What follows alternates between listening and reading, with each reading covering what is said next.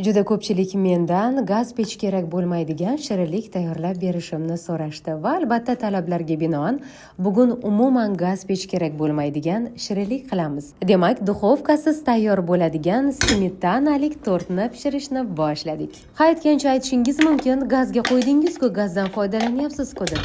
Men gaz pechi, ya'ni duxovkani nazarda tutyapman, gaz plitasini emas. Ishimizni birinchi navbatda krem tayyorlashdan boshlaymiz. Idish tagiga olov yoqmasdan avval birinchi navbatda 400 gram smetanani solamiz, ortidan esa 2 tuxumni chaqib olamiz. Keyin esa 1 piyola yoki bo'lmasa 150 gram shakar solamiz. Ortidan kukuruz kraxmali, bu 50 gramni tashkil etishi kerak. 2 osh qoshiq yetadi. Uni ortidan esa 1 chimdim tuz solib, agar uyingizdan topilsa, xohishga ko'ra vanilin ham solib yuborsangiz bo'ladi. Ana endi hech ham qo'rqmasdan olovni yoqib, venchik yordamida to krem tayyor bo'lguncha tinmasdan aralashtirib turamiz. Doimiy ravishda aralashtirib turmasangiz, kremingiz tagiga oladi yoki bo'lmasam qimoq bo'lib chiqadi. Eng asosiysi esa olov past bo'lishi kerak. Krem tayyor bo'lib, xuddi shunday holatga kelganidan so'ng olovni o'chirib, saryog'ni solib aralashtirib yuborsangiz bo'ladi. Albatta, kremni issig'ida bemalol saryog'ingiz eriydi. Aytgancha 100 gram saryog' solsangiz kifoya. Saryog' kremni yanada mazali chiqishini ta'minlaydi. Albatta, yana bir bor eslataman, saryog' solishdan avval idish tagini olovini o'chiring va krem sovigunga qadar biz endi masalliqni tayyorlaymiz. Oddiy do'konlarda sotadigan qora, ya'ni kakaoli pechenyelardan foydalandim.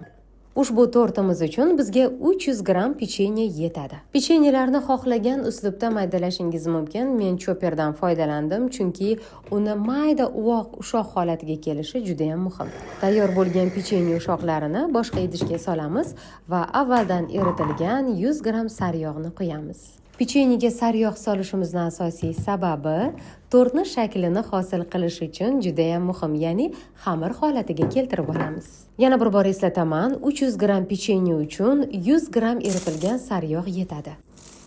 Mana shunday o'lchamdagi, u darajada katta bo'lmagan qolipga solamiz va avvalambor chetlarini stakan yordamida chiqarib olamiz.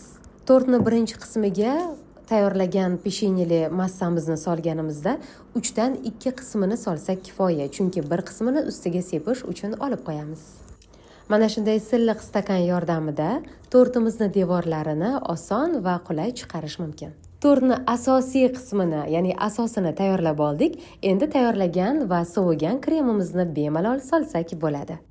Tort kremi quyuq ham, suyuq ham emas, xuddi shunday holatda bo'lishi kerak. Aks holda yo oqib ketadi yoki bo'lmasam umuman tortingiz o'xshamay chiqishi mumkin.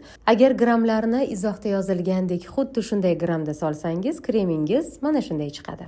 Kremimizni sovib oldik, tekislab oldik. Endi esa bezatishga o'tamiz. Ya'ni olib qo'ygan shu 3 dan 1 qismdagi pechenyeni ustiga sepib chiqamiz. Bu pechenye o'zi emas, ya'ni ko'rganingizdek, unga saryog' ham qo'shilgan, bu yana ham mazali ta'm beradi. Tort ustini o'zidan qolgan ushoqlar bilan bezatdim. Xohlasangiz buni ustiga turli xil mevalarni solib, o'zingizni g'oyangiz va kreativligingiz bilan bezatishingiz mumkin. Va pechenyelarni solib bo'lgandan so'ng yana muhim bir jihati bor. Uni aslo bosib, preslay ko'rmang, chunki ichidagi kremi hali yumshoq, qotmagan. Shunchaki qo'lingizda ustini tekislab yuborsangiz kifoya. Ana endi tortni bir necha soatga muzlatgichga solib qo'yasiz. Kremlari qotib, singib, yana ham mazali bo'ladi. Mana azizlar, duxovka kerak bo'lmaydigan tortimiz tayyor bo'ldi. Endi uni ochish marosimini o'tkazamiz. Eng yoqimli jihatlardan biri. Ko'rinishidan juda ham chiroyli, kesilganda yana ham ko'rkamlashadigan smetanali tortni albatta siz ham tayyorlab ko'ring. Aniq sizga yoqadi. Buni kesilishini qarang. Xolodilnikda, ya'ni muzlatgichda qancha ko'p tursa, u shuncha mazali va shuncha o'zini yaxshi ushlab oladi. Men kechqurun tayyorlab, ertalab muzlatgichdan oldim va u mana shunday go'zal ko'rinishga ega edi. Oq-qora rangi bilan nima dedingiz? Ko'rinishi zo'r-a? Ishonavering, mazasi undan ham zo'r.